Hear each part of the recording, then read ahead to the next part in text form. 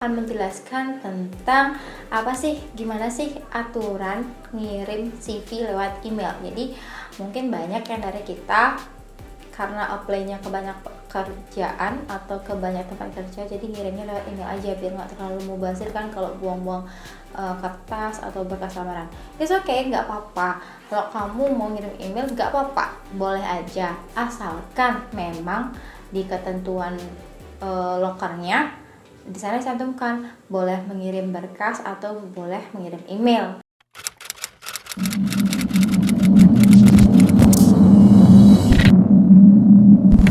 Hai, welcome back to our YouTube channel. Posisinya di channelnya Iwan dan Tari. Dan hari ini aku sendiri, berarti hari ini aku mau apa? Oke, jadi karena ini sudah hari Jumat, cepet banget ya guys. Kembali lagi bersama kenapa aku selalu melihatnya ke sini bukan ke kamera, pardon me later. Jadi apa ya, karena sekarang sudah hari Jumat, berarti kita kembali lagi di konten Tanya Tari. Dan kalian masih saja belum bertanya. Aku nggak ngerti ya, kenapa kalian itu disuruh komen itu bertanya, tapi kalian malah request konten lain. Please guys, ini tuh bertanya ya. Jadi kalau kalian bingung, silahkan tanya, Kak, tips menabung, tips agar terlihat pendek, padahal komentar dan lain sebagainya itu ya. Jadi silahkan komen di bawah, jangan lupa like, comment, share, subscribe. Oke, biar nggak terlalu lama, seperti judul yang kalian baca, aku masih akan men-sharing pengalaman aku di dunia ini karena ini saja yang aku tahu. Keren sih lady.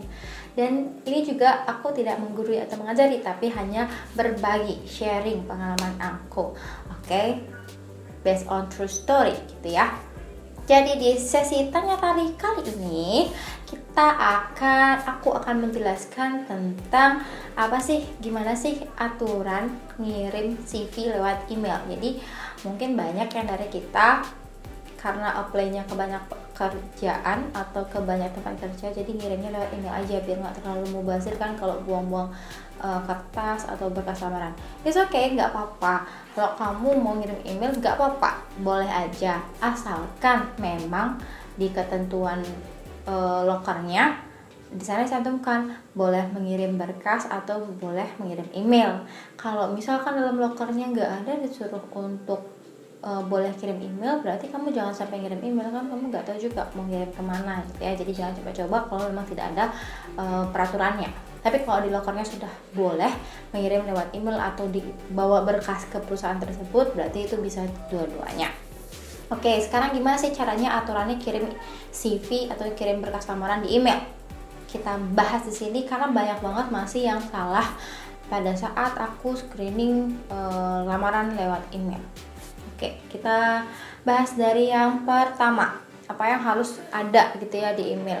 Jadi yang paling harus ada adalah yang pertama itu body email. Body email itu diisi, body email tahu kan, dia itu bagian, nah ini kepada itu kan kemana kalian mau kirim, habis itu subjek, nah bagian bawahnya itu adalah body email.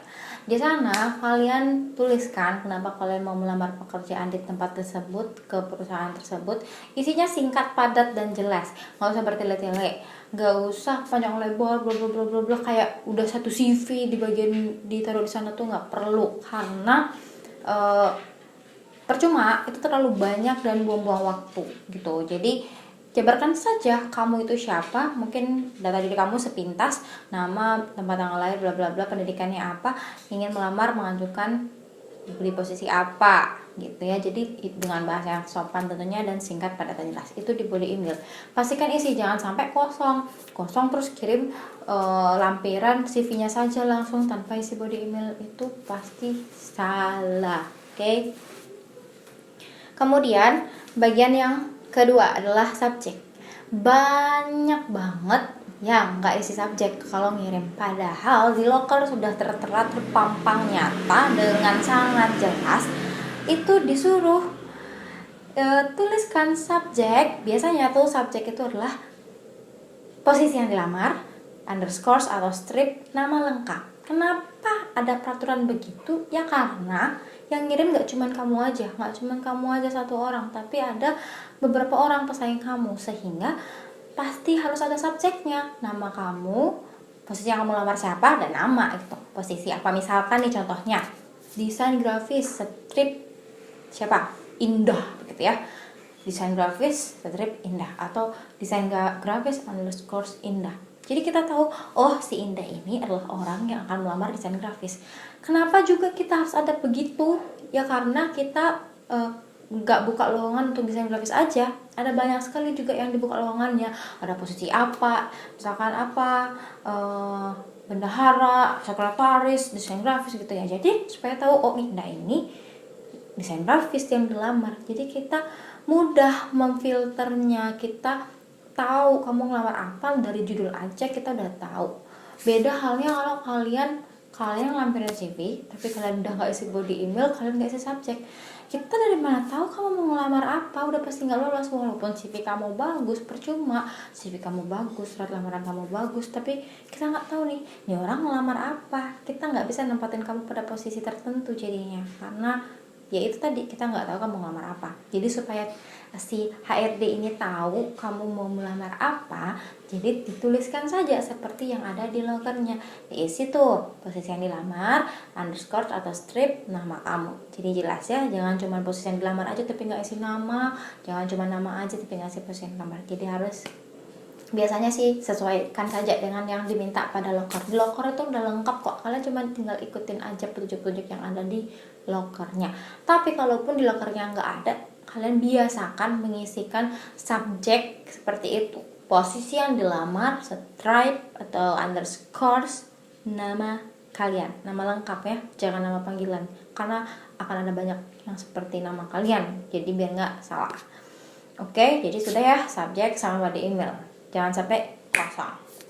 Yang ketiga, nah ini juga ada nggak banyak sih, tapi ada beberapa ya. Udah isi subjek, udah isi body email, tapi kagak isi lampiran guys. Kan di loker sudah jelas ya, yang harus dilampirkan apa? Ada KK, CV, surat lamaran, KTP, foto, ijazah, transkrip nilai, dan surat keterangan bekerja, kayak gitu. Itu kan lampiran-lampirannya. Nah ada yang begini, diisi desain grafis misalkan Indah, selamat pagi, dengan hormat saya lampirkan atas nama ini besar kiranya saya diterima di perusahaan Anda, terima kasih, tag.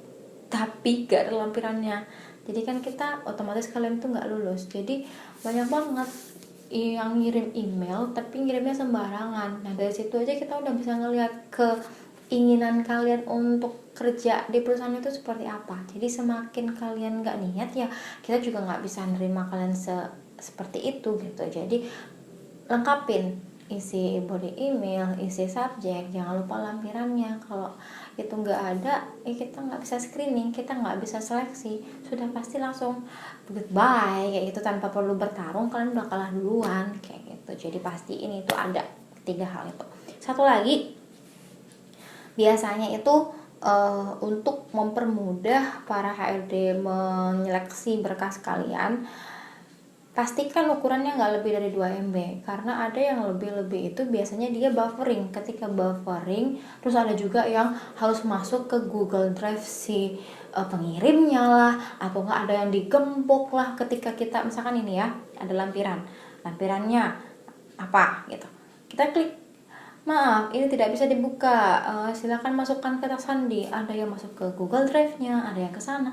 Ini si HRD mau lihat loh, ini lampiran kamu kenapa nggak bisa dilihat, ini gimana mau seleksi. Jadinya gagal, tanpa perlu bertarung itu sudah pasti gagal. Karena apa? Karena bisa jadi karena lebih dari 2 MB, karena bisa jadi emang nggak bisa kebuka. Pastikan jangan sampai begitu. Pastikan dulu sebelum ngirim, ini filemu bisa kebuka apa kagak gitu ya.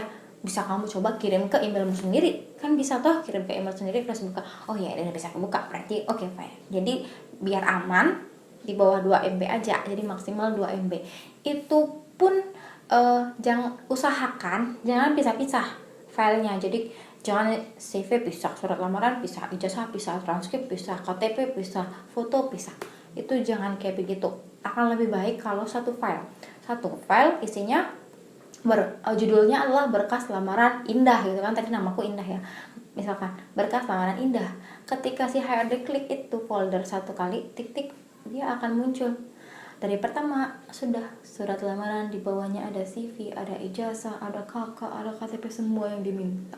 Satu kali klik itu namanya CV yang bagus untuk dikirim ke email. Jadi yang HRD pun juga nggak akan bingung mana ijazahnya, mana KTP-nya. Udah kalau tercecer, kalau kalian satu-satu terus ternyata kalian lupa nyelipin ijazah, jadinya kan gak sesuai sama syarat berkas yang harusnya harus ada ijazah, kalian gak lampirin, jadinya gagal.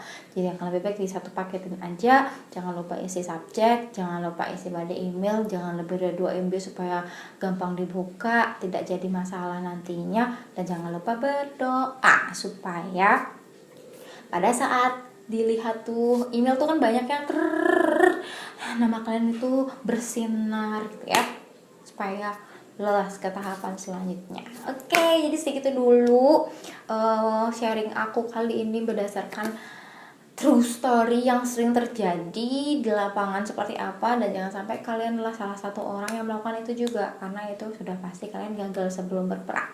Jadi kalau memang tidak mau gagal, pastikan kalian mengikuti tips-tips ini. Dan jangan lupa like, comment, share, subscribe, dan komen di bawah kita harus tanya dari apa lagi. Jangan lupa like, comment, subscribe. From Hot with Love to With Love. Bye.